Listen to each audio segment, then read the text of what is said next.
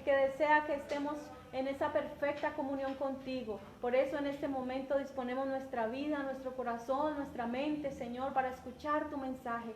Háblanos a través de tu palabra, Señor. Que seas tú llenando en este momento nuestro corazón, que seas tú trayendo esa palabra fresca, esa palabra rema, esa palabra que penetra, Dios, a lo más profundo del corazón, Señor. Y en este momento que yo sea la primera en recibir ese mensaje que viene de parte tuya, Señor, y que seas tú hablando a través de mí, Señor. Hoy me dispongo para que tú me uses para tu gloria y para tu honra, Señor. Muchas gracias en el nombre de Jesucristo. Amén y amén. Por la gracia de Dios, hoy terminamos una parte del libro de Apocalipsis, ¿sí?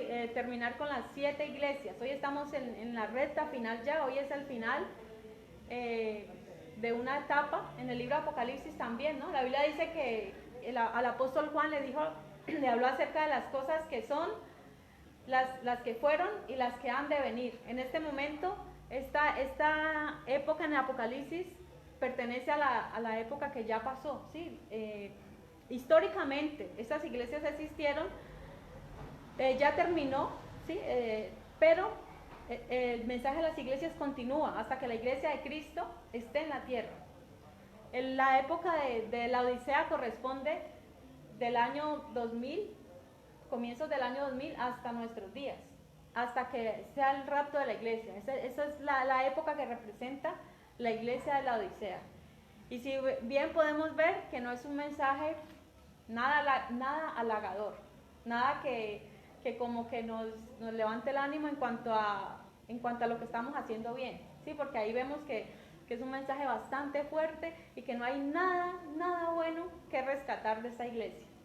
El Señor a cada iglesia le da un mensaje, le decía lo bueno, ¿va? Ustedes tienen de bueno esto, que no han negado mi nombre, que han guardado la fe, que tienen buenas obras, que así el Señor elogiaba a cada iglesia.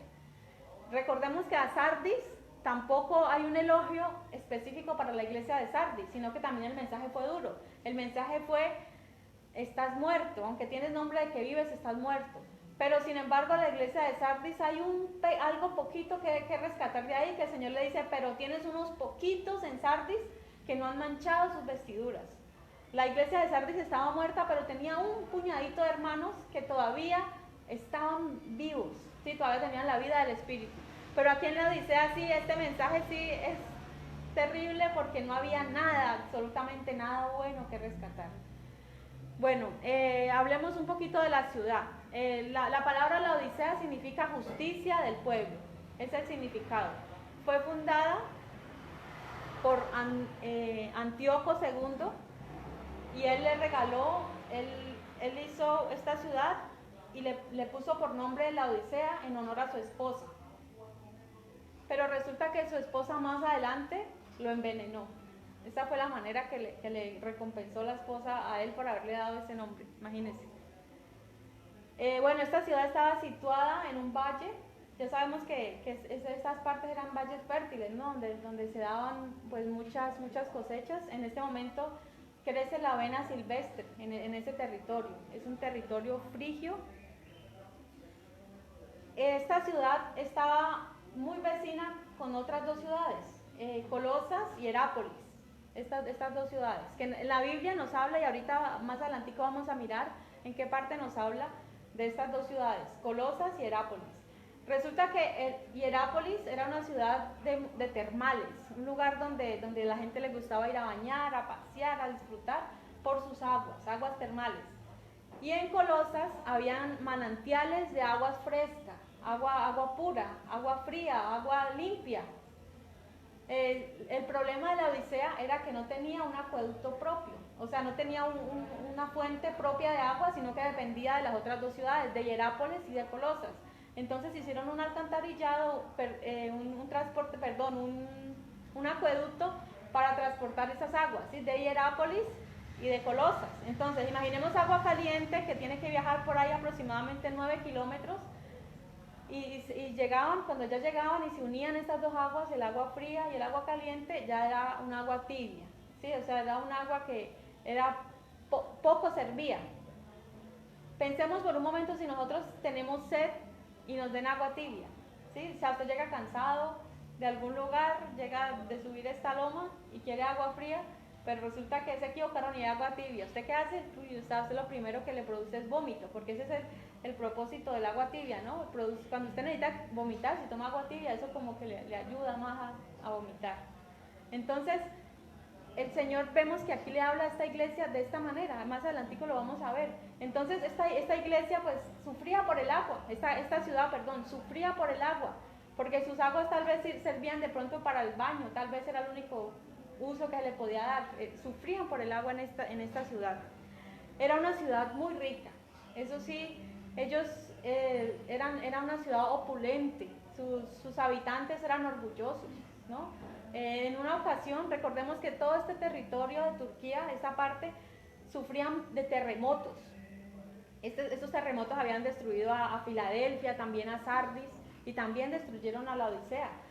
En una ocasión de un gran terremoto, el imperio, como todo estaba bajo el imperio romano iba a ofrecer ayuda para reconstruir la ciudad, pero sus habitantes, como tenían mucha riqueza y además orgullo, dijeron que no, que ellos solitos, no necesitaban ayuda del Estado, ellos solitos iban a reconstruir la ciudad y no aceptaron ayuda. Entonces miren el orgullo, ¿no? El orgullo, lo que hace la riqueza.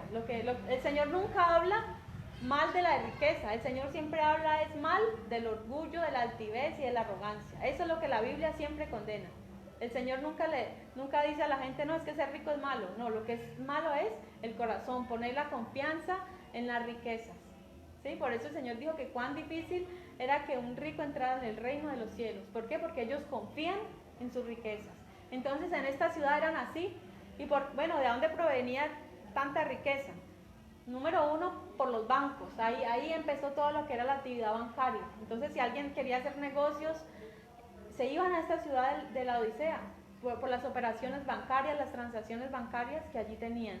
Otra fuente de ingresos era que allí se producía lana negra, o sea, tenían ovejas negras que producían pues su lana, y con estas lanas hacían telas, hacían alfombras muy costosas y trajes muy costosos que no para cualquiera era fácil de conseguir. Es como hoy en día esas marcas que uno ve que un traje vale 500,000, 1,000,000, hay bolsos, ¿sí? Que son carísimos, que uno, uy, Dios mío, no tengo ni siquiera para algo de eso, ¿cierto?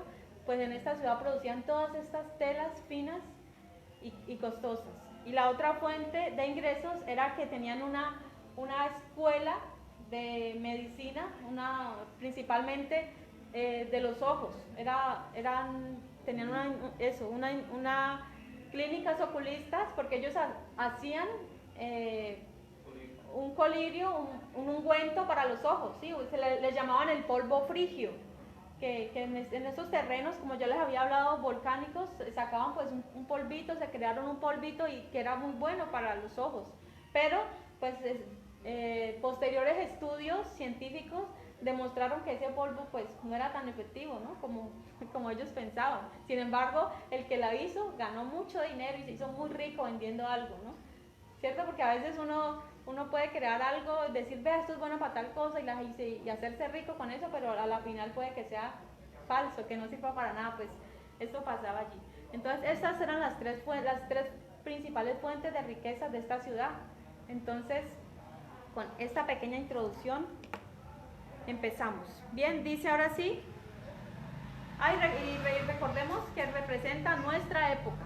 La iglesia anterior era la de Filadelfia, ¿no? Que aunque son las dos últimas, ¿no? La iglesia del avivamiento, la iglesia revivida, la que será arrebatada. El Señor dice que la iglesia de Filadelfia va a ser arrebatada, que el Señor la va a librar de la tribulación.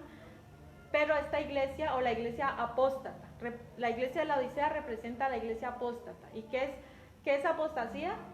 Es desviarse de la verdad. Sí, algún día están en la verdad, pero apartarse. Bien, dice así el versículo 14. Escribe el ángel de la iglesia en la Odisea. La Odisea significa justicia del pueblo. He aquí el amén, el testigo fiel y verdadero, el principio de la creación de Dios, dice esto. Primero que todo, el Señor aquí se presenta como el amén. ¿Y qué significa amén? Así sea. Es una palabra de seguridad, es una palabra que nos demuestra que algo es verdadero. nos da la plena seguridad. El Señor se presenta a sí mismo como el amén. En el libro de Corintios dice, en las promesas en Dios, en Él son, en Él sí y en Él amén. Es decir, que todo en Él tiene sentido. Lo que pongamos, lo que confiemos en Él es firme, debe ser firme nuestra confianza en Él, porque Él se denomina a sí mismo el amén. Y dice también el testigo fiel y verdadero. Y vemos allí que nos hace referencia al fiel y verdadero. ¿Por qué? Porque lo que yo les decía, lo que les acabo de decir, apostasía es apartarse de la verdad. Pero el Señor siempre va a permanecer firme en su palabra y en su verdad. En Él no hay sombra de variación, en Él no hay cambio, Él es siempre el mismo. Él es fiel y Él es verdadero. Si se presenta como fiel y verdadero, es decir, que hay falsos. Hay otras personas, hay otros apóstoles que se dicen ser apóstoles y no lo son. Se dicen ser judíos y no lo son. Pero aquí el Señor nos está mostrando que Él es fiel y verdadero y que su palabra es verdad, que Él es amén, que en Él encontramos la verdad y nada fuera de Él. Y además se presenta como el principio de la creación de Dios.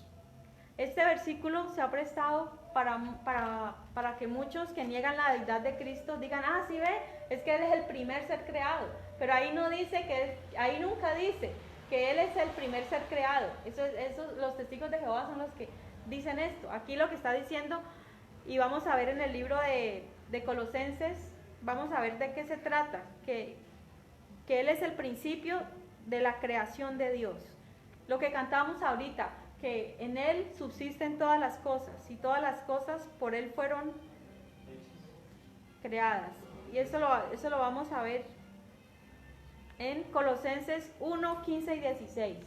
Colosenses 1, 15 y 16. Él es la imagen del Dios invisible, el primogénito de toda creación, porque en Él fueron creadas todas las cosas, las que hay en los cielos y las que hay en la tierra, visibles e invisibles, sean tronos, sean dominios, sean principados, sean potestades, todo fue creado por medio de Él y para Él.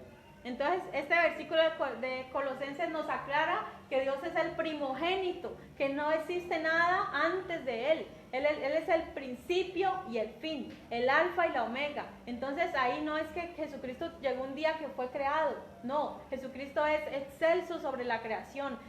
Dice la Biblia que por Él y para Él fueron hechas todas las cosas. Por eso nosotros nuestra alabanza, nuestra adoración siempre debemos dirigirla al Señor Jesucristo, porque por Él existe todo lo que vemos. Es un privilegio para nosotros poder adorar a Dios, poder decir gracias, Señor, porque todas las cosas en ti existen, todo lo visible y lo invisible existe en Jesús. Él es la imagen del Dios invisible, el Dios que no podemos ver. A través de Jesucristo conocemos a Dios. La Biblia dice que Él se hizo asequible al hombre, Dios se hizo asequible al hombre a través de Jesucristo, Jesucristo hombre. Él es el rey del universo, el creador, el soberano de todas las cosas. Entonces aquí en este versículo podemos ver la deidad de Jesucristo, la majestad del Hijo de Dios. Siempre la Biblia nos muestra que Jesucristo, aunque fue hombre, también es Dios. 100% hombre y 100% Dios. Bien, entonces luego de esta presentación dice versículo 15. Yo conozco tus obras, que ni eres frío ni caliente. Ojalá fueses frío o caliente. Allí que nos está mostrando que esta iglesia tenía obras. ¿Sí? Si nos dice yo conozco tus obras, es porque tenía sus obras. Tal vez hacía obras de caridad, tal vez daba mercados, se reunían en una iglesia, tal vez muchas cosas. ¿Sí? Era una iglesia que hacía cosas, pero ¿qué pasa? Ahí lo importante no son las obras. Primeramente, el amor a Dios es lo principal. Lo primero que antes de ver las obras, el Señor ve el corazón con lo cual estamos obrando. Y dice que ni eres frío ni caliente. ¿Y por qué le dice el Señor esto? Porque ellos sabían bien, por lo que les conté del acueducto, de las aguas, porque ellos sabían bien que ellos tal vez quisieran tener aguas puras, aguas manantiales o aguas calientes, aguas termales, ¿sí? Pero no, eso, o frías o calientes, pero no, ellos tenían un agua casi inservible, un agua que era que producía náuseas, o sea, no era algo bueno. El agua tibia no es algo bueno, solamente tal vez para inducir al vómito.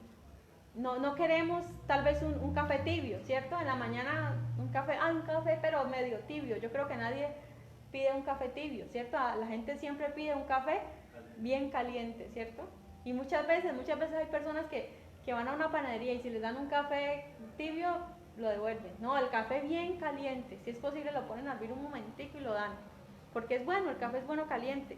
Y el agua es buena fría, ¿cierto? Pero tibia, nunca. Entonces ellos entendían bien lo que el Señor les estaba queriendo decir. Ustedes no son ni lo uno ni lo otro. Y con esto no es que el Señor les está diciendo, no, ojalá ustedes se fueran al mundo. El Señor nunca va a mandar al cristiano al mundo. Lo que quiere decir es que hay más esperanza del que está frío. ¿Por qué? Porque en algún momento puede alcanzar, volver nuevamente. Pero un tibio, usted es difícil hablarle a un tibio. ¿Por qué? Porque un tibio se las sabe todas, ¿cierto? Dios le bendiga, hermano. ¿Por qué? Porque es difícil tratar de convencer a un tibio, porque es que el tibio todo lo sabe. Usted inténtale hablarle a un apartado, alguien que se ha apartado del Evangelio. Alguien que se ha apartado del Evangelio no puede ser frío, es tibio. ¿Por qué? Porque ya conoce la verdad. Sí, ya conoce, entonces su estado es tibio. Entonces, mire, usted trata de hablarle a esta persona apartada y verá que le dice, no, yo sé todo eso, yo sé la Biblia. A mí muchas veces me da, yo sé todo eso, y es tan horrible uno tratar de explicarle algo a alguien que ya lo sabe, pero que está ciego que se cree prudente, ¿no? En su propia opinión. La Biblia dice, no seas sabio en tu propia opinión, ¿cierto? ¿Por qué? Porque el corazón es engañoso.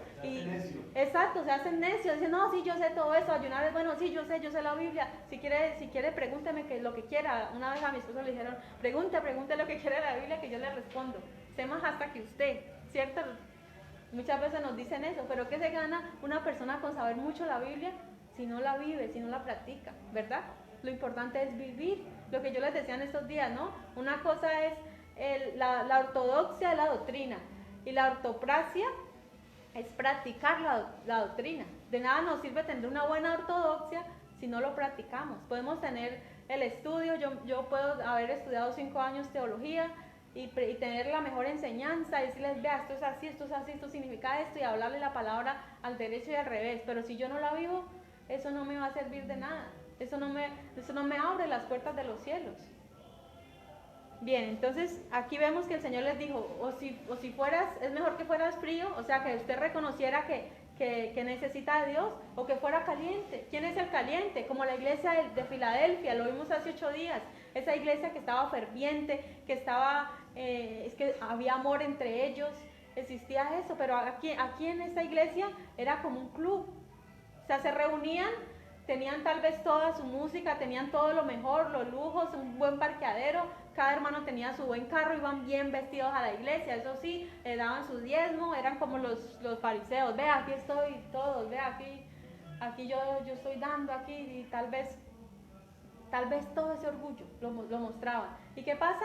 Al Señor de la iglesia lo habían dejado afuera. El Señor hace rato que ya no estaba en la iglesia, hace mucho rato que el Señor estaba puertas afuera. O sea, qué triste saber eso, ¿no? Que el Señor de su iglesia, que Él debería ser el Señor de la iglesia, pero lo han dejado afuera. Entonces, yo quiero hablarles un poquito acerca de esta iglesia de nuestros días, que esta es la iglesia que vivimos hoy en día, la iglesia apóstata.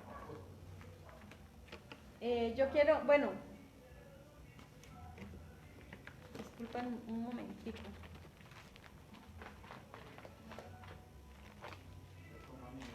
Aquí está.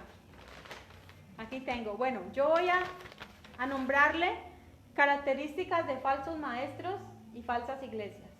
Es importante que yo les muestre esto. ¿Por qué? Porque no sabemos el día de mañana, ¿cierto? Ustedes se van a otra ciudad o nosotros nos vamos a otra ciudad. Y entonces hay que probar, o de pronto aquí viene alguien, o en algún otro momento que esté en alguna congregación, es bueno saber y probar a quién es de Dios y quién no. Voy a darle algunas características de los falsos maestros. Primero, no usan o usan muy poco la Biblia. Esas personas que hablan en estas iglesias, ellos casi no les gusta utilizar la Biblia. No, ellos tal vez de pronto pueden leer un versículo de la Biblia y de ahí empiezan a hablarle un montón de cosas, sí, empiezan a hablarle, pero no usan la Biblia. Ese es un punto que usted debe tener en cuenta. No está usando la Biblia, no la leyó, a veces no la leen, a veces no leen la Biblia. Y los hermanos a la iglesia no llevan la Biblia.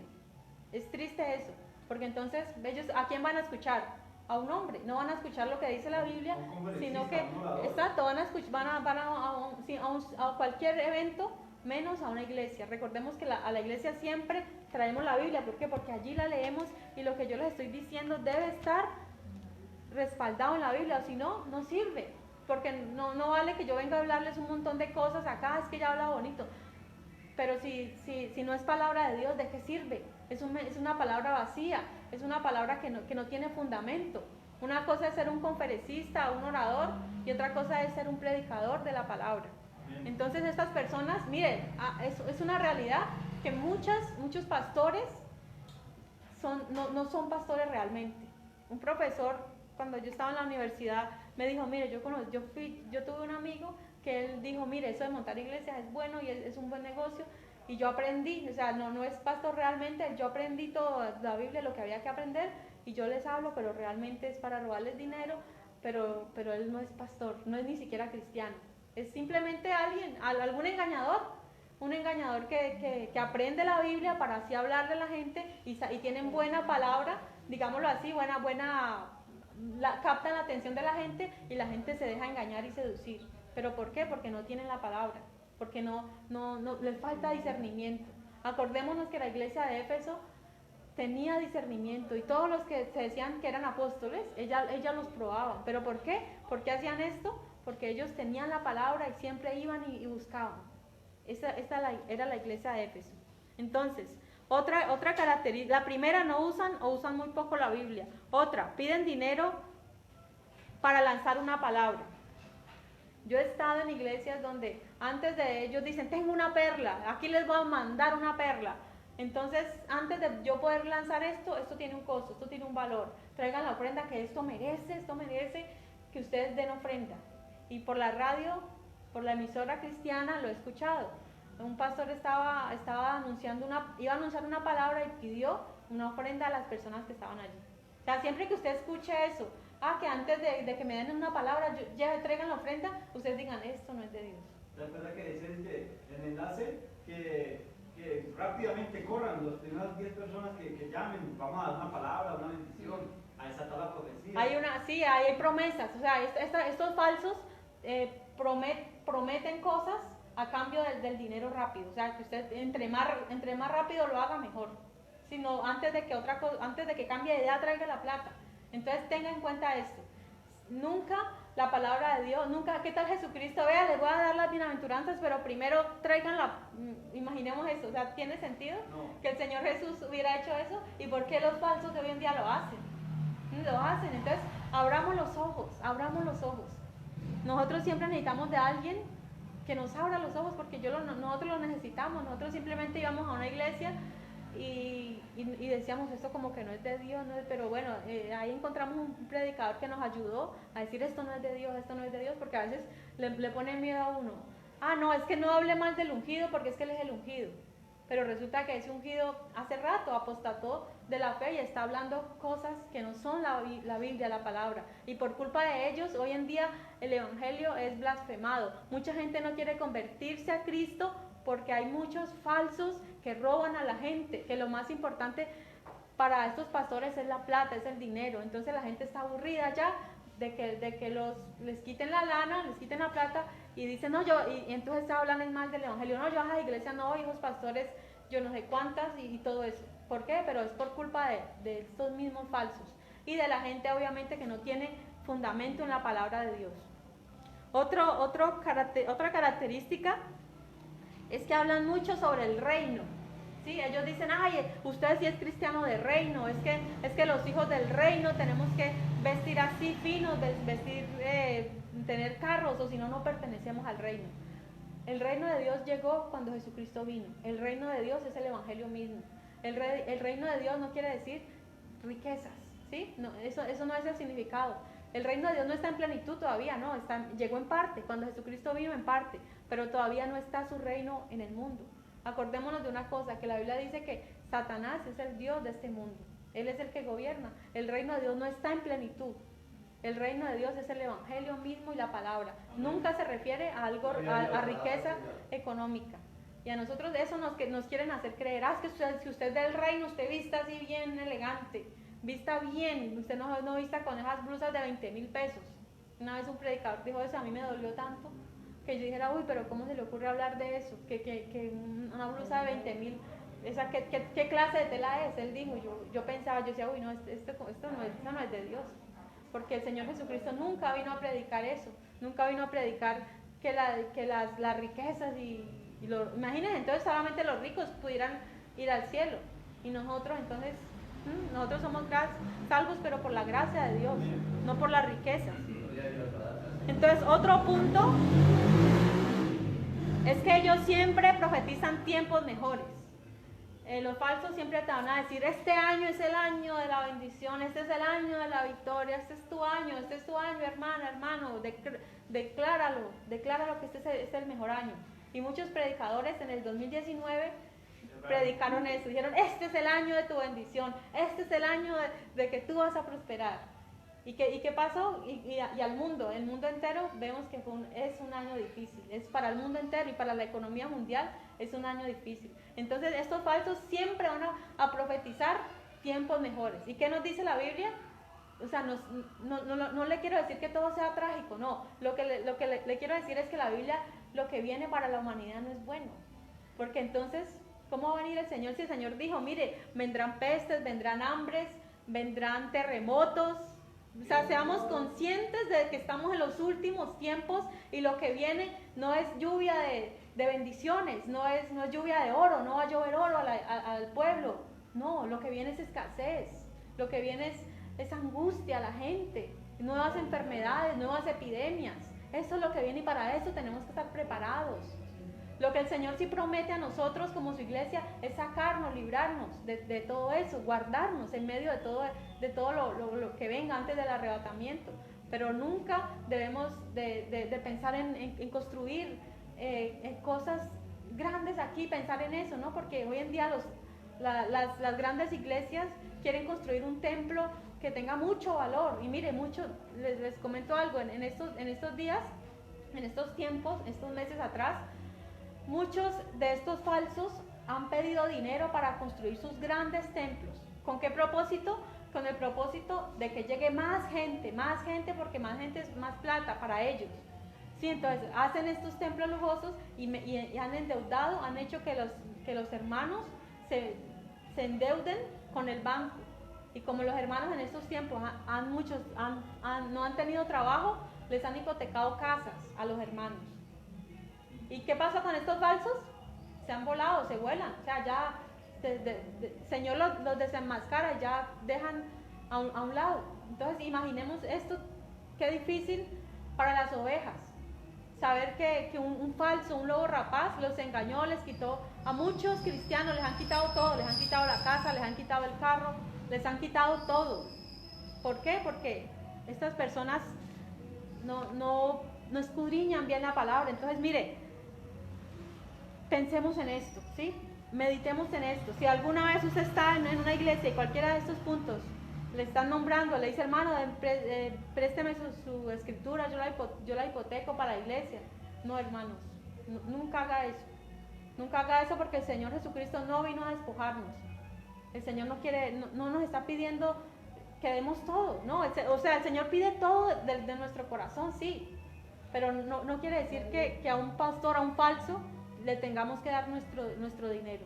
Y otra vez yo también estuve en una iglesia en un momento donde pidieron, bueno, el que tenga plata de tanto, y el que no tenga, pues de algo, de un anillito, de lo que tenga. Y yo decía, ay Dios mío, yo no tengo nada, yo lo único que tengo es un reloj, pero no, yo no lo voy a dar porque es mío. O sea, no es que yo esté apegada a eso, pero es que ¿para qué Él pide todo eso? ¿Por qué tengo yo que darle lo que es mío, lo que Dios me ha dado? ¿Por qué tengo que dárselo a Él? Está fuera de la palabra de Dios. Dice otro punto, dan charlas motivacionales. Estos falsos, como yo les decía ahora, ellos no usan la Biblia, sino que lo que vienen es a decir, hermanos, ustedes son victoriosos, son vencedores, pero utilizan mal la Biblia, la citan mal, porque nosotros sí somos victoriosos y somos más que vencedores en Cristo Jesús, pero ellos lo que quieren decir es, usted es un campeón, usted es un ganador, usted es mejor dicho, usted es el hijo del reino ahora mismo, pero lo están haciendo con palabras aduladoras. ¿Para qué? Para motivarlo, para que usted diga, verdad, sí, pero no con la motivación del cristiano. Acordémonos que el Evangelio de Dios implica muchas cosas. El Señor le dijo a la iglesia de Esmirna, ustedes van a tener que pasar tribulación, pero no tengan miedo. Entonces ellos nunca le van a hablar de tribulación, ellos siempre le van a hablar que todo está bien, que todo está muy bien. Y aquí vemos, en la palabra vemos que la Biblia nos dice, en el mundo tendréis aflicción, pero confiad, porque yo he vencido al mundo. Entonces veamos ahí la diferencia. Sí somos vencedores, pero nunca aquí queremos darle una charla motivacional. De eso no se trata. Se trata es de estudiar la Biblia. Otro punto, no hablan de la venida de Cristo o del Apocalipsis. Estas personas nunca van a hablarle, vea, Cristo viene, arrepiéntase. Ellos no le van a hablar de eso. Esos temas para ellos no existen. Mi esposo me decía que en estos días un pastor fue invitado a predicar, hace tiempo fue invitado a predicar a una iglesia grande, y el hermano le predicó sobre el arrebatamiento. Y el pastor le dijo, ¿pero qué pasó? Me dejó desilusionado con su mensaje, ¿cierto? Así fue. ¿Por qué? Porque estos temas no se hablan. Y un hermano de la iglesia dijo que bueno, aquí en esta iglesia nunca escuchamos este tipo de mensajes. Entonces en esta iglesia nunca se habla del arrebatamiento, nunca se habla de la segunda venida y no se habla del libro de Apocalipsis. ¿Por qué? Porque ellos tienen miedo, porque ellos no quieren que la tierra se destruya. ¿Por qué? Porque ellos son moradores de la tierra. Acordémonos que el morador de la tierra es aquel que está pegado a la tierra, aquel que piensa vivir mucho y hace lo más que sea por no morir nunca, porque se han apegado a la tierra. Pero nosotros no somos de esta tierra, sino que somos advenedizos, estamos de paso por la tierra. Pero ellos están muy apegados a lo material. Otro punto es que están aferrados a las cosas materiales. Ellos le dicen a las ovejas, pero usted ¿por qué está pegado tanto a las cosas, a su casa? Regale esa casa. Ellos sí quieren que usted se despegue, pero ¿para quién es la plata? ¿Para quién es todo eso? Esto no es para hacer buenas cosas, no es para ir mandar misioneros. Ojalá que la plata se invirtiera en llevar el evangelio allá donde no van, a la India, ¿cierto? A la China, donde el evangelio, donde hay comunismo, donde hay mucho hinduismo y todas estas falsas religiones y dioses. En estos países el evangelio está muy escaso. Ellos sí no van a ir a predicar allá a sus países, ¿no? Ellos pegan todos estos predicadores pegan para Estados Unidos, allá las iglesias grandes, allá en Estados Unidos y en todas estas grandes ciudades donde está la platica, allá están, ellos sí están apegados. Entonces miren, y la gente es ciega, ¿no? Ellos dicen, verdad, yo no tengo por qué apegarme a las cosas, pero se las dan a ellos. Pero ellos sí están apegados al dinero. Ellos sí andan en sus buenas avionetas, ellos sí tienen sus escoltas, ellos se quedan en los mejores hoteles. Ellos hablan mucho de honra, ¿no? Es que al siervo de Dios hay que honrarlo. Ellos hablan de esa palabra, utilizan esa palabra honra, para decir que a ellos deben honrarlo, que al siervo de Dios hay que honrarlo con dinero. Qué triste esta situación, de verdad que es lamentable. Y cobran bastante caro por sus conferencias, ¿no? Ellos no van a ir a una iglesia pequeña así, venga, yo voy a predicar. No, ellos no van, ellos solamente van a las iglesias grandes de las ciudades y sus conferencias pueden valer 100,000, 200,000 pesos, porque así pasó en Cali. Hace tiempos, en una iglesia yo hice una pregunta: ¿por qué todos los pastores, los mandamás, siempre iban a Estados Unidos? Cada tenían sus iglesias y de aquí mandaban la plata allá y pedían pues que por tal cosa o esto, pedían pues que la colaboraran. Entonces también fue para quedar en Estados Unidos, ¿cuál es allá? Entonces, ¿por qué no está aquí? Claro, porque es que allá es la riqueza. Entonces mire todo esto, lo que les digo es verdad. Estas personas se alojan en los mejores hoteles. Imaginémonos a Jesucristo alojándose en un hotel caro, andando en un avión. Jesucristo nos dio ejemplo de humildad.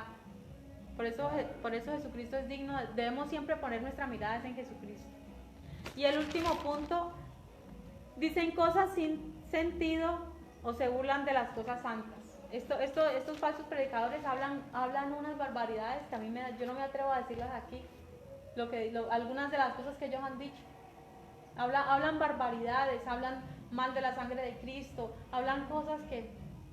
Entonces, si usted alguna vez escucha alguno de estos puntos, que le digan barbaridades, cosas que no tienen sentido, cosas que usted verdaderamente puede ir a la Biblia y darse cuenta que no es verdad, usted sepa, o sea, todos estos punticos que les he dado son las características de un falso, de un apóstata, de alguien que lleva a la gente, a las ovejas, rumbo al matadero. ¿Para qué? Para que lo tengamos en cuenta. Tengamos en cuenta todos estos punticos que son importantes. Bien, continuamos aquí. ¿Dónde estamos? Versículo 16. Bueno, me perdí. Listo, versículo 16. Dice, pero por cuanto eres tibio y no frío ni caliente, te vomitaré de mi boca. La versión original del griego dice, estoy a punto de vomitarte, como dando una esperanza. No dice, ya te voy a vomitar, te vomitaré, como una palabra definitiva, sino que dice, estoy a punto de vomitarte. ¿Por qué? Porque me estás causando náuseas. Esta iglesia era en su tibieza tan grande que al Señor le producía náuseas. El Señor quería vomitar, el Señor no aguantaba, no resiste. El Señor no resiste la tibieza. O somos o no somos, pero nunca podemos estar en un término medio. Para el Señor esto no es aceptable. Porque tú dices, yo soy rico y me he enriquecido y de ninguna cosa tengo necesidad. Ellos mismos decían, yo soy rico, así como los de la ciudad, nosotros somos ricos. ¿Y qué pasa? El rico cree que no tiene ninguna necesidad. Así se creían ellos. Ellos no tenían necesidad ni siquiera del Salvador. ¿Por qué? Porque lo habían dejado por fuera. Acordémonos que el Señor dice, bienaventurados los pobres en espíritu, porque de ellos es el reino de Dios. Entonces nosotros nunca debemos decir yo estoy bien, yo no necesito nada. Nunca digamos eso. Nosotros siempre necesitamos del Señor Jesucristo. Sin Él no somos nada. Nunca podemos vanagloriarnos. No, hermano, yo espiritualmente yo estoy súper. Mejor dicho, yo estoy bien, uno va. Nunca digamos eso porque siempre necesitamos al Señor Jesucristo. Recordémonos que siempre estamos en una constante prueba. Nuestro paso por la tierra es una prueba. ¿Cuándo termina? El día que el Señor venga por nosotros o el día que muramos. Ahí sí podemos decir, he peleado la batalla, lo que dijo el apóstol Pablo, ¿verdad? He peleado la batalla, estoy en la carrera, seguiré mi carrera hasta el final, hasta el último día, pero nunca decirnos mejor dicho, ya me gradué como cristiano. Nunca debemos de creernos profesionales. ¿Por qué? Porque si yo me creo profesional, no, yo predico bien, yo no necesito orar, yo no necesito leer la Biblia, estoy en un error grave. El día que nosotros nos levantamos y no oramos, le estamos diciendo, Señor, hoy no, yo lo manejo, yo manejo hoy mi día, por favor. Sin decirlo con palabras, eso le estamos dando a entender al Señor, que nosotros tenemos el control de nuestra situación y que nosotros solitos podemos. Pero nosotros siempre debemos reconocer que sin Él no somos nada. Siempre reconozcamos cada día, sin Él no soy nada. Había alguien, un señor que tenía muchas, una casa hermosa, pero allá en un rinconcito de su casa guardaba unos harapos, una ropa vieja que él tenía. Y alguien le preguntó, pero ¿tú por qué guardas eso? ¿Tú por qué no botas eso? Eso ya no sirve. Dijo, no, es que lo que pasa es que yo nunca me quiero olvidar de dónde me sacó el Señor, quién yo era antes. No nos olvidemos de dónde nos ha sacado el Señor y quién somos. Si somos algo es por Él. Si en algún momento nos queremos enorgullecer, pensemos, ¿quién soy yo? Vamos y miremos esos harapos que están allá. Miremos esos harapos y recordemos de dónde nos sacó el Señor. Y que sin Él no somos nada. Entonces lo que el Señor desea de nosotros, humildad. Nunca creernos autosuficientes, porque ellos eran unos engreídos espirituales que creían que estaban bien. Dice, porque tú dices, yo soy rico y me he enriquecido y de ninguna cosa tengo necesidad. ¿Y no sabes tú que eres un desventurado, miserable, pobre, ciego y desnudo? Uy, ¿ustedes sí se acuerdan que hubo una iglesia que el Señor le dijo, ustedes son pobres, al punto de la mendicidad, pero son ricos? ¿Sí se acuerdan a qué iglesia fue? ¿Sí lo recuerdan o no? A ver. Había, a ver. No. A ver, mire, hubo una iglesia que eran pobres, la ciudad era rica, donde ellos vivían, pero ellos eran tan pobres porque los echaron del trabajo, porque no se podía, porque ellos eran perseguidos. Bueno, ya lo dije. Ellos fueron perseguidos, entonces por eso la pobreza de ellos. ¿De qué iglesia estamos hablando? ¿Si hemos aprendido o no hemos aprendido nada? Hubo una iglesia pobre, una iglesia que fue perseguida, una iglesia que, bueno, vamos, no me hagan quedar mal a mí misma. Vamos a Apocalipsis 2. Apocalipsis 2, versículo 9. Dice, yo conozco tus obras y tu tribulación y tu pobreza, pero tú eres rico. La iglesia de Esmirna, acordémonos de eso. Mire, yo les voy a pedir un favor muy grande. No solamente vengan los domingos a escuchar el mensaje y ya se lo olviden. Son 7 cartas, 7 mensajes que cada día, no los dejemos atrás. Yo a un hermano que ya no asiste aquí, le dije, hermano, vamos a empezar el libro de Apocalipsis. No, yo ya lo vi, yo lo estudié. ¿Será que, mire, estos mensajes yo lo di prácticamente 2 veces? Este Apocalipsis, este mensaje de la Odisea es la segunda vez. Ustedes ya lo habían escuchado no hace mucho, ¿verdad? No hace mucho yo lo había dado. Estamos recordando, pero mire, ¿estamos aprendiendo cosas nuevas? Sí. Y si usted vuelve otra vez en un año y vuelve a estudiar el libro Apocalipsis y vuelve a escuchar el mensaje a la iglesia, el Señor le habla nuevamente. ¿Por qué? Porque la palabra es fuente inagotable. La Biblia nunca se va a acabar. ¿Usted se imagina que solamente fueran todos los capítulos que hay en la Biblia y ya? No, ya estudiamos la Biblia, ya nos graduamos de cristianos, ya no necesitamos estudiar más la Biblia. Jamás. La Biblia siempre va a tener algo nuevo. La palabra es viva y es eficaz. Entonces, mira ahí, el Señor le dijo a la iglesia de Esmirna, ustedes son físicamente pobres, pero para mí son ricos. En cambio acá vemos el contraste. Acá les dice, ustedes son ricos, lo único que tienen son riquezas. Es lo único que tienen, no tienen nada más. Eso el Señor les está diciendo, ¿cierto? Dice, lo primero que le dice que es desventurado. Desventurado. ¿Qué es un desventurado? Es lo contrario, lo opuesto a bienaventurado. Entonces, bienaventurado es aquel que escucha la palabra, el que la lee y el que la guarda, ¿cierto? El que la oye. Ese es el bienaventurado. Pero desventurado es lo contrario, el que no es bienaventurado. El Señor no halla virtud alguna. El Señor no halló ninguna virtud en ellos. Es un mensaje bastante crudo, que ninguno de nosotros quisiéramos haber estado en esta iglesia. Ninguno. Nosotros quisiéramos haber estado en Filadelfia, ¿cierto?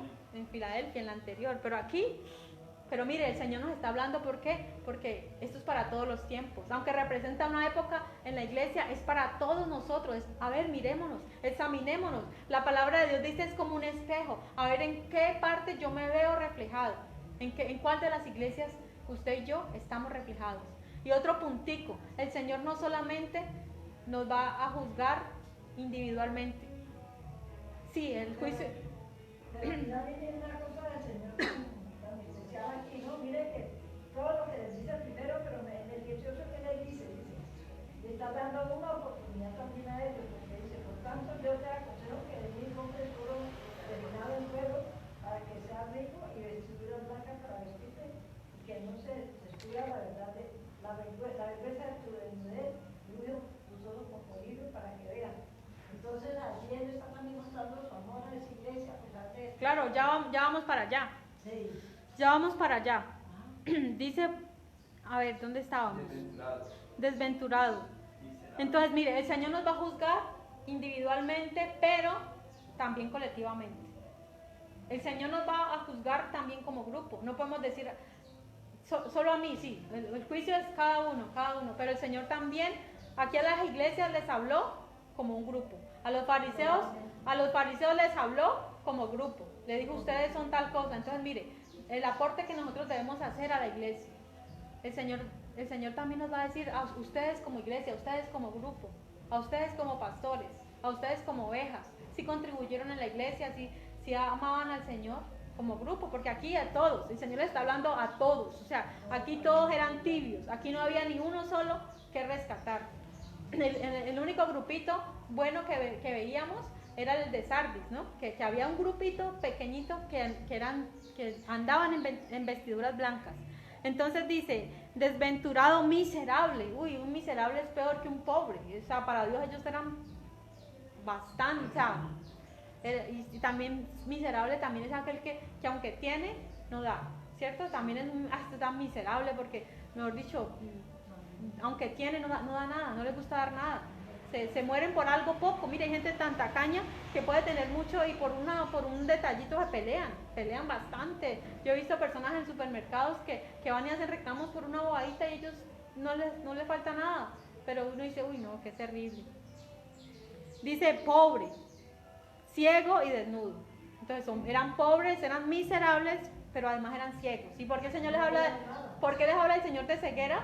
Porque acordémonos que ellos en la ciudad vendían y se ufanaban de ser un centro donde podía la gente ir y recibir sanidad, ¿no? Entre comillas, ¿cierto? O sea, ahí se curaban los ojos, pero el Señor le dice, ustedes aunque tienen en esa ciudad los mejores oculistas, son ciegos, no les ha servido de nada, son ciegos. Entonces mire, por eso les hablaba ahorita de los apóstatas. ¿Para qué? Para que abramos los ojos, para que miremos, vean, no se están dando cuenta de la situación en que están tan ciegos que creen que están bien. Si usted hubiera entrevistado a un hermano de la Odisea, hermano, ¿usted cómo está espiritualmente? ¿Usted cómo cree que se hubiera a sí mismo catalogado? Ah, no, hermano, pero mire, pero no ve la ropa con la que estoy vestido y no ve el carro en el que llegué. Yo estoy bien. Mucha gente cree que el estar bien económicamente significa estar bien espiritualmente. Mucha gente dice, no, es que si es próspero, como lo que dijeron a Job, ¿cierto? No, usted como perdió todo, es que usted cayó en pecado. Y mire que no siempre es así. Uno a veces ve a la gente que está económicamente mal y uno a veces lo juzga. ¿Será que es que está mal con Dios? ¿Será que es que está en pecado? Por eso no progresa. Pero mire que no siempre es así. No siempre es así. Muchas veces la gente que está bien económicamente, espiritualmente no está bien. Y el Señor les dijo, son pobres, son desventurados, están ciegos, no se dan cuenta de la condición en que están. Y eso nos puede pasar a cualquiera, que nosotros creemos que estamos bien, pero mentiras. Pero lo que el Señor ya vamos a ver que les da el consejo. Dice, y desnudos. ¿Por qué el Señor les dice que estaban desnudos? Porque ellos vestían los mejores trajes. Yo les había dicho a ustedes que ellos allá en su ciudad hacían vestidos finos con lana negra, esa lana que era costosa, eso les producía a ellos buena riqueza, y ellos así mismos, pensemos en esos trajes lujosos que ellos usaban, así vestían ellos, vestían bien, no vestían como nosotros, ¿cierto? 50,000 pesos este vestido, 80,000, no, su vestido era 500,000 para arriba, 1,000,000 para arriba, así vestían ellos, pero Dios les dice, para mí ustedes están desnudos, ustedes no están vestidos.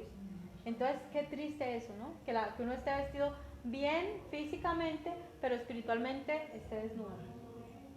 ¿Por qué? Porque el Señor conoce todo, el Señor conoce nuestro corazón y dice la Biblia que todas las cosas están desnudas delante de Dios. Exacto. Entonces, miren, ellos estaban ciegos y creían que engañaban a Dios, pero ellos mismos eran los que se estaban engañando. Ellos mismos se estaban engañando. Versículo 18 dice, por tanto, yo te aconsejo que de mí compres oro refinado en fuego para que seas rico y vestiduras blancas para vestirte y que no se descubra la vergüenza de tu desnudez. Y unge tus ojos con colirio para que veas. Entonces el Señor le dice, mire, ustedes ya vieron que ustedes están ciegos, están desnudos, son pobres, son miserables, pero el Señor le dijo, mire, ustedes tienen oro, ¿cierto? En sus casas, en sus cuentas bancarias tienen mucho dinero, pero compren de mí. Vamos ahí a Isaías. Mire, yo siempre cito toda la Biblia, aunque estoy hablando del Apocalipsis, ustedes han visto que yo les cito toda la Biblia, toda la Escritura. ¿Sí? ¿Por qué? Porque la Escritura se complementa. uno con otro, ¿sí? Cada versículo, Isaías 55. Lo que estos falsos no hacen, los falsos nunca te van a hablar de la Biblia. Por eso debemos de leer la Biblia con alegría. ¿Por qué? Porque el Señor nos habla de una y otra.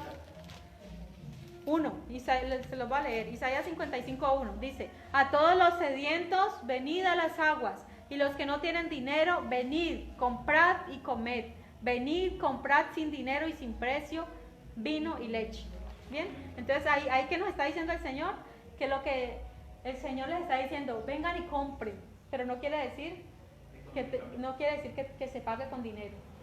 Entonces el Señor les está diciendo a ellos, vengan y compren, y lo que el Señor ofrece es gratis, no hay que pagar un precio, no hay que pagar un precio económico, una moneda, un billete de la tierra, no, lo que el Señor nos ofrece es gratis, gratis, gratis. Vengan y compren, sáciense, que en Jesucristo está la plenitud, la fuente. Él lo que nos ofrece es gratis, nada de lo que el Señor nos ha dado podemos pagarlo, no podemos pagar la salvación, no podemos pagar la gracia, nada de eso.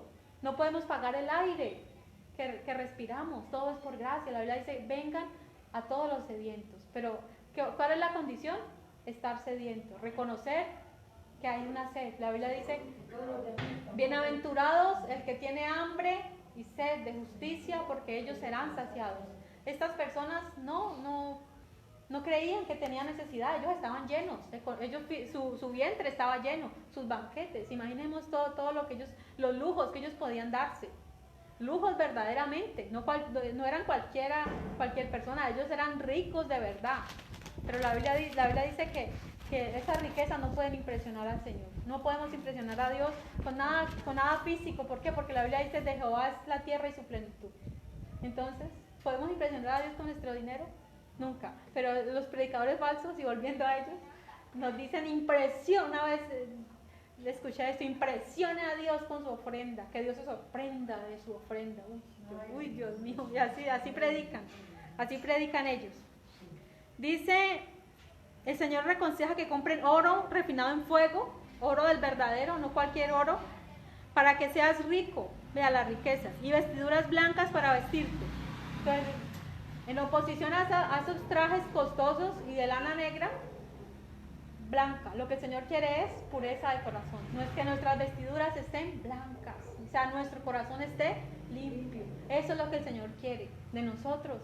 La Biblia dice que en una de las promesas, al que venciera lo vestiré de ropas blancas, dice el Señor, ¿cierto? Qué lindo es estar vestido de blanco, ¿verdad? Es un buen símbolo.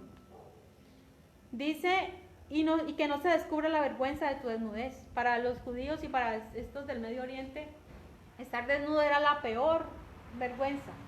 Estar desnudo, como el Señor les dice, ustedes están desnudos, ellos se sentían avergonzados a sí mismos de estar físicamente así. Dice, y unge tus ojos con colirio para que veas. Sí, el Señor le dijo, es necesario que usted vea, que miren en el error, que la palabra misma les hagan caer en cuenta de su pecado, que les hagan caer en cuenta de esa ceguera tan grande que tienen y que no se están dando cuenta de eso. Bien, dice 19, yo reprendo y castigo a todos los que amo, sé pues celoso y arrepiéntete. Entonces miren, una palabra linda, una palabra de esperanza, una palabra de consuelo. A pesar de todo esto, el Señor los amaba. Y ahí el Señor está mostrando su amor y su misericordia. Y que somos hijos de Dios. La Biblia dice que el Señor al que ama, reprende y castiga aquel que recibe por hijo, ¿cierto? Entonces mire, la Biblia dice que si no somos hijos y no bastardos, pues entonces nos quedamos sin castigo. Pero como somos hijos, el Señor nos reprende. Y mire, esta no es una palabra de amor. A pesar de que el Señor no vio nada bueno para halagar, vemos que le está hablando con amor. Nos está hablando con amor porque el Señor nos ama. Así estemos como estemos, así seamos orgullosos, así seamos soberbios, el Señor siempre nos da una oportunidad, hay una esperanza. Entonces mire, para estas iglesias, ¿hay esperanza? Sí la hay, ¿cierto? No podemos decir, no, es que ya estos apóstatas ya no tienen esperanza. Pero mire, yo les quiero, ahí en el libro de Judas, hay un versículo que yo quiero leer, que es el destino de los que no se arrepienten, porque hay unos que sí definitivamente definitivamente hay una gente, hay unas personas que ya no se van a arrepentir. Hay unos que sí ya, pero veamos lo que el Señor les dice a ellos. A ver, no lo tengo aquí. Así, Judas 11 y 13, yo les leo. Judas 11 al 13. Ay de ellos, porque han seguido el camino de Caín y se lanzaron por lucro en el error de Balaán y perecieron en la contradicción de Coré. Estos son manchas en vuestros ágapes, que comiendo impúdicamente con vosotros se apacientan a sí mismos, nubes sin agua, llevadas de acá para allá por los vientos, árboles otoñales sin fruto, 2 veces muertos y desarraigados, fieras ondas del mar que esfuman su propia vergüenza, estrellas errantes para las cuales está reservada eternamente la oscuridad de las tinieblas. Ahí está hablando de todos estos predicadores falsos que no se arrepienten. Dice la Biblia que son como estrellas errantes, que para ellos está reservada la más oscura noche. Lo más oscuro de las tinieblas está reservado para estos. ¿Por qué? Porque, ¿qué decía en el versículo 11? Que se lanzaron por lucro. Así como Balaán. Entonces mire que tiene relación, ¿no? El lucro, la prosperidad y todo esto tiene relación. Entonces vemos allí que lo que les espera a ellos es aquel que no se arrepiente. Y también a las ovejas que creen que es verdad, que a Dios se compra con dinero. El Señor le dijo el apóstol Pedro le dijo a un hombre llamado Simón, el mago, tu dinero perezca contigo, ¿cierto? Porque pensaba que las cosas de Dios, que el don de Dios se compraba con dinero. Pero este hombre, mire que este versículo me ha dejado intrigada porque yo digo, bueno, él pida perdón por mí, pida perdón, le dice para que no me acontezca nada de eso. Pero allí no dice si fue perdonado o no, ¿verdad? Ahí no dice. Pero es terrible, hermanos, es terrible esta situación y el destino que les espera a todos aquellos que no siguen y aman al Señor. Bien, entonces el Señor dice, yo reprendo y castigo a los que amo, sé pues celoso y arrepiéntete. O sea que ya son ciegos, ya están mal. ¿Qué le dice el Señor? Arrepiéntete. Es lo que el Señor le dice, siempre que estamos mal en pecado, el Señor nos dice, arrepiéntete. La solución está en sus manos, está en mis manos. Es simple, es arrepentirse. ¿Y qué es arrepentirse? No es llorar y seguir en lo mismo, sino dar la media vuelta. Si estoy andando así, estoy por este camino, no, tengo que dar la media vuelta hacia el otro lado, porque por este camino voy mal, por este camino voy a la perdición, por este camino me llevará por las tinieblas. Pero si doy la media vuelta, me arrepiento, el Señor dice que si confesamos nuestros pecados, Él es fiel y justo para perdonar nuestros pecados y limpiarnos de toda maldad. Entonces el Señor siempre nos da esa esperanza. Y que seamos celosos con la palabra, con la casa de Dios, ¿cierto? Sé celoso. O sea, no cojan la casa de Dios como una discoteca, porque hoy en día eso se ve, las iglesias las han convertido en discotecas, humo, bulla, que no es alabanza y adoración, sino todo lo contrario, mercadería, todo lo contrario a la palabra. Pero el Señor dice, sé celoso, o sea, seamos celosos a la iglesia, que la iglesia, como dice la Biblia, mi casa será llamada casa de oración. Es el propósito de la iglesia, casa de oración, no es otra cosa. Nosotros ahorita vamos a compartir un momento en familia, pero ahí es parte del amor fraternal que hay en nosotros, que es diferente. Una cosa es el amor fraternal, otra cosa es convertir la casa de Dios en un club.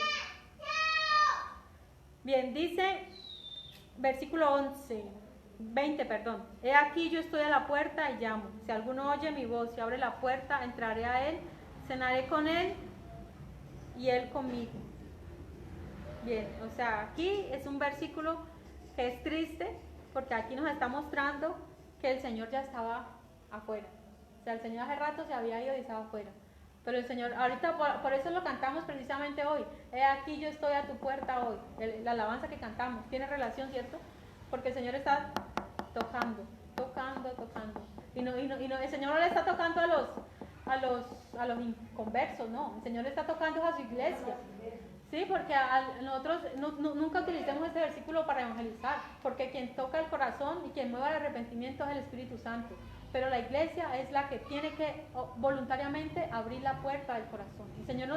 Siempre el Señor es un caballero, siempre nos toca amablemente, nos toca suavemente, ¿cierto? Él no va a llegar todo como hay personas que tocan duro la puerta, ¿cierto? Ábrame, ahí como que ya la tumban la puerta, ¿cierto?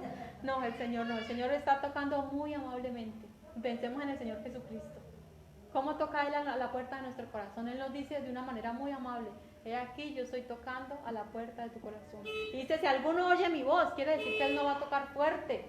Eso quiere decir, si alguno oye mi voz. O sea, Él habla suave, Él habla pasivamente, pero Él está tocando. Abramos los oídos del Espíritu para poder escuchar. Tengamos atentos, por eso dice, el que tiene oído, oiga lo que el Espíritu dice a las iglesias. ¿Sí? Porque el Señor muy amablemente toca a la puerta de nuestro corazón y nos dice, déjame entrar, hermano, mi hijo, tú eres mi hijo, pero me has dejado fuera. Él es muy bueno y misericordioso. ¿Y qué dice? Y cenaré con él. ¿Cuántos quisieran que el Señor Jesucristo tenerlo en su mesa hoy, que en la hora del almuerzo, que el Señor Jesucristo visiblemente usted pudiera decir, aquí está el Señor te va a servir este plato, es lo mejor, ¿cierto? Le damos pero eso es lo que el Señor nos está invitando. Esa invitación nos la hace a nosotros como su iglesia. Él quiere entrar a nuestra mesa, Él quiere cenar con nosotros. ¿Quién no quiere tener el privilegio de tener al Señor Jesucristo como invitado en su mesa? Gloria a Dios. Amén. Yo quisiera, amén, que hoy visiblemente pudieran estar allí, amén. Pero es lo que Él dice, nunca lo dejemos al Señor Jesús por fuera. ¿Por qué? Porque Él está tocando, Él ahí amablemente, Él desea cenar con nosotros. Cenar con Él para los judíos es algo muy íntimo. No se cena con cualquier persona, simplemente con los amigos más íntimos. Y si usted fuera invitado a una cena con ellos, es porque ellos desean abrirle su corazón, porque ellos desean tener más intimidad con usted. Entonces, qué lindo mensaje. Y dice 21, al que venciere. Recordemos que las promesas de Dios siempre son al que venza. Lo que yo siempre les he dicho durante estas predicaciones, ser cristiano no es fácil. ¿Por qué? Porque hay que vencer, hay que pasar unos obstáculos. Vemos a muchos quedados en el camino, muchos han vuelto atrás, pero la Biblia dice, al que venciere. Las promesas de Dios son para el que venza. Le daré que se siente conmigo en mi trono. Uy, Señor, no somos dignos. Uy, Señor, yo sentarme junto con el trono del Señor. No, Señor, no, yo no soy. Pero aquí el Señor lo promete. El Señor promete, el Señor le da la promesa. Recordemos que hubo dos apóstoles, ¿cierto? Que querían, Señor, concédeme que mi hija, una mujer, ¿cierto? La mamá de estos dos discípulos, que mi hijo se siente el uno a la derecha y el otro a tu izquierda. Y el Señor que le dijo, espera un momentico. No, ¿cómo así? Eso exacto. Sí, claro, es que muchas veces queremos, pues ellos como estuvieron ahí cerca al Señor, pensaron que esa petición se la podían hacer así al Señor, y el Señor, bueno, sí, venga. No, el Señor le dijo, no depende de mí, concede el Padre. Y mira, aquí está diciendo al que venciera. O sea que usted y yo podemos ser de estos privilegiados. O sea, hay que arrepentirnos de lo malo y vencer, y el Señor nos promete sentarnos con Él.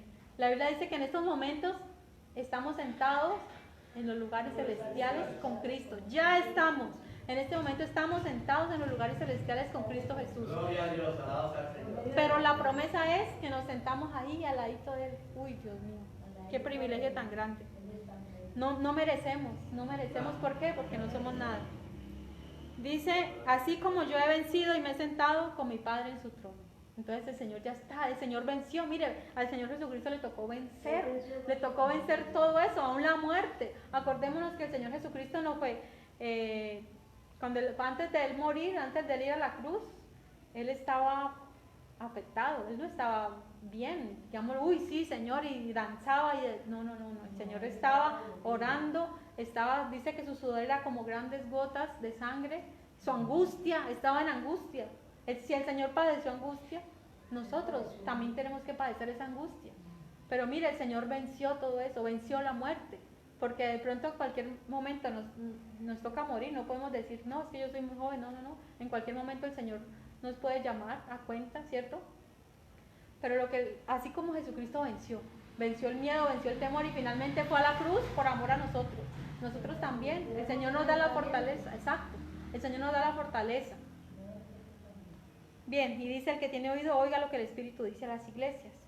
¿Sí? ¿Por qué? Porque este mensaje tristemente puede caer en oídos sordos. ¿Sí? En nosotros mismos. Podemos oírlo hoy y el día de mañana.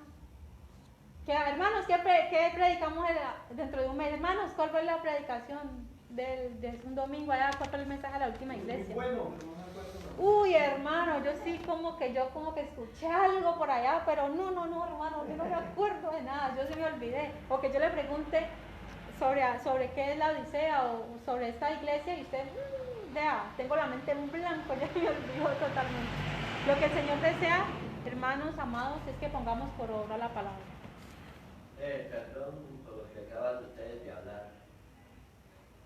Yo soy una persona, lo digo ante Dios, ya me olvido las cosas.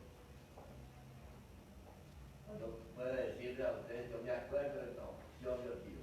Con todo respeto ante Dios, yo les digo que yo me olvido, ustedes se me llaman, van así como a mí, que es como que yo no sé, y yo les pongo mucho cuidado y todo, pero pues, no sé por qué. Pero hermano. Pero como dijo el Señor también, dijo es mejor no saber que saber. Sí, pero ahí se refiere también es vivirlo, practicarlo, ¿sí? O sea, no solamente que usted lo recuerde a la perfección, sino que usted lo viva. Ahí es lo que quiere decir, ¿sí? Que vivamos, que entendamos, que vivamos la palabra. Y yo quiero terminar aquí en 2 Timoteo. 2 Timoteo 11 y 12. 2 Timoteo 2, 11 y 12. Esto es como una conclusión que yo le he dado a todos estos mensajes de las iglesias. 11 y 12 dice: palabra fiel es esta: si somos muertos con Él, también viviremos con Él. Si sufrimos, también reinaremos con Él. Si le negáramos, Él también nos negará. Si fuéramos infieles, Él permanece fiel. Él no puede negarse a sí mismo. Entonces mire lo que dice el Señor.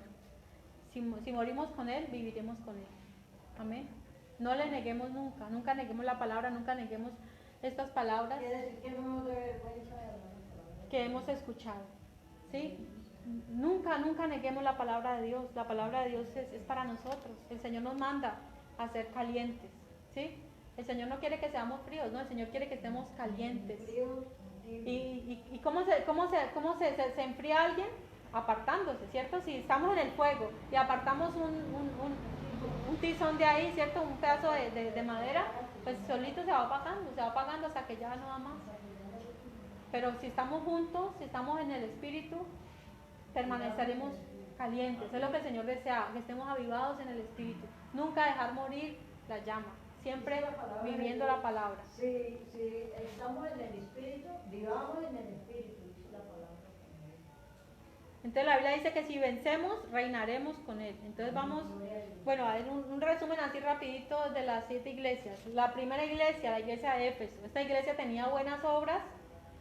Dice la Biblia que probaban a los falsos, y cuando eran falsos por la palabra los hacían que se fueran. O sea, tenían la verdad, pero les faltaba el amor. Habían negado su primer amor. Listo. La segunda, la iglesia de Esmirna, la iglesia sufriente, la iglesia que aunque era pobre, para Dios era rica, y fueron muertos. Ellos fueron muertos por causa de Cristo, pero Cristo el versículo que acabamos de leer, Cristo les promete que vivirán por Él. Si morimos con Cristo viviremos. Esta es la iglesia de Esmirna. Tercera, la iglesia de Pérgamo. La iglesia de Pérgamo fue una iglesia que ahí estaba en la ciudad del trono de Satanás, pero ellos dicen que no habían negado el nombre del Señor Jesús. Pero tenían algo malo, ¿cierto? Que habían permitido que unas falsas enseñanzas llegaran ahí Balaán y otras. Bien, luego la iglesia de Tiatira. Esta iglesia de Tiatira era una iglesia que amaba. Dice que habían crecido en amor, cada día amaba más. Contrario a Éfeso, que había perdido el primer amor, pero la iglesia de Tiatira había permitido la falsa doctrina. ¿Sí? Una mujer llamada Jezabel había entrado ahí a la iglesia y sí, ahí la tenían y Isabel le enseñaba. Luego viene la iglesia de Sardis. Sardis era la iglesia muerta, ¿sí? La iglesia que no había nada rescatable, solamente un pequeño grupo, no más, que dice... Exacto, que tenía solamente una luz, un pequeño llamita, pero que el Señor le dijo, péguese de esa llama y avívese nuevamente. Y luego la iglesia de Filadelfia, que es la iglesia fiel, la iglesia que el Señor no tiene nada que decir. No existe una iglesia perfecta, pero sí existe una iglesia que le agrada a Dios. Y sí existe la iglesia que el Señor va a arrebatar. Sí, porque las dos últimas iglesias que vimos son la iglesia en que vivimos. ¿Por qué? Porque una es la que será arrebatada y la otra es la apóstata que se quedará. Y finalmente hoy vimos la iglesia de la Odisea, que es una iglesia que el Señor no tiene nada bueno que decirle porque son tibios, porque se creen orgullosos, arrogantes, pero que el Señor igualmente los ama, por ser sus hijos, por ser su pueblo, y los tiene. Les da una esperanza. Entonces acordémonos que está tocando la puerta y que para que entre. Y el Señor le dijo, yo amo y reprendo a todos los que amo. Yo reprendo y castigo a todos los que amo. Entonces el Señor nos ama y el Señor en su misericordia, pues gracias a Dios. Entonces mire, estos 7 mensajes, 7 iglesias son para nosotros hoy. Guardémoslos en nuestro corazón. Si usted ha llegado a apuntes, estélo recordando. No lo eche en el olvido. Recuérdelo cada día y lea la Biblia. Para eso está la Biblia. Cuando usted lo lea, recuerde lo que el Señor nos está mandando, ¿sí? Para que no caigamos en sus errores, para que nos miremos como en un espejo y podamos ver qué es lo que el Señor quiere para nosotros. Vamos a orar. Ahorita les hago unas preguntitas, pero primero vamos a orar. Vamos a terminar aquí el mensaje. Señor Dios Todopoderoso, en este momento te damos gracias por tu palabra, Jesucristo, porque aunque es una palabra dura, una palabra, Señor amado, bien dura para nosotros, Señor, pero que siempre tu palabra al final trae consuelo, trae restauración, porque es tu propósito, Señor amado, que seamos restaurados, oh Dios. No quieres tú la muerte del impío, dice tu palabra, Señor. No deseas tú que muramos, Señor. Tú deseas que vivamos para ti, para gloria y honra de tu santo nombre. Oh Señor, y en este momento que podamos tener un corazón asequible, danos humildad a cada uno de nosotros, Dios. Que en nuestro corazón no se halle altivez, que no se halle orgullo o arrogancia, Señor, porque tu palabra dice que es necesario humillarnos delante de ti. Es lo que tú quieres de tus hijos, de tu pueblo, que nos humillemos, que reconozcamos, amado Dios, quiénes somos en ti, Señor Jesucristo. Hoy por eso, Dios amado, te pedimos, Dios, que tengas misericordia de nosotros, así nuestra situación, nuestra condición sea difícil, Padre Santo, así, oh Dios, tal vez parece que no tengamos esperanza. Tú siempre das esperanza a tus hijos, a tu pueblo, porque nos amas, oh Dios. Ayúdanos a entender este mensaje, esta palabra para nosotros, a no creer que la palabra siempre es para otros, Dios, que la tomemos de nuestro corazón, que nos guardemos de la falsa doctrina, de la falsa enseñanza que muchos hombres encubiertos, dice que han entrado encubiertamente en la iglesia, hablando doctrinas de demonios, hablando cosas infladas, adulando a las personas para tener un beneficio económico. Oh Dios, te pido que tengas misericordia, Padre Celestial, y en este momento te damos muchas gracias por tu amor, por tu misericordia, porque tenemos la capacidad, Señor Jesucristo, de orar, oh Dios, y tú pones en nosotros, oh Dios, arrepentimiento, Señor, que nos arrepintamos de todo lo malo. Muchas gracias, amado Jesucristo. Muchas gracias, mi Rey, mi Señor, mi Salvador. Oh Dios, reconozco, Dios, que sin ti no soy nada, Padre Santo. Tú eres todo, Jesucristo. En ti somos más que vencedores, Padre. Gracias por tu palabra, esa palabra de consuelo, esa palabra que nos exhorta, que nos levanta, Padre Santo, aun cuando vemos que todo está perdido, tu palabra nos hace ver, oh Dios, la realidad. Tu palabra nos hace ver nuestros pecados. Tu palabra nos hace ver, oh Dios, que creemos muchas veces que estamos bien cuando en realidad estamos mal, Señor. Pero en tu palabra nos reflejamos, Padre Santo. Y hoy queremos venir a las aguas, a la fuente inagotable que es Cristo Jesús, Padre. y que tú nos ofreces todo gratis. Padre Santo, tú nos ofreces, oh Dios amado, la vida eterna gratis, sin dinero, dice tu palabra, que compremos, Padre Celestial, que vengamos a las aguas, a la fuente inagotable que es Cristo el Señor. Oh Dios, hoy queremos beber de tu agua, Señor, así como la mujer samaritana, Dios amado, oh Dios, bebió de tu agua y tú le diste esa agua y nunca ella más tuvo sed, Padre Santo. Hoy sacia nuestra vida, sacia nuestra sed, Señor. Muchas gracias en el nombre maravilloso de Jesús. Amén y amén. Gloria a Dios. Bueno, aquí les tengo, hermanos.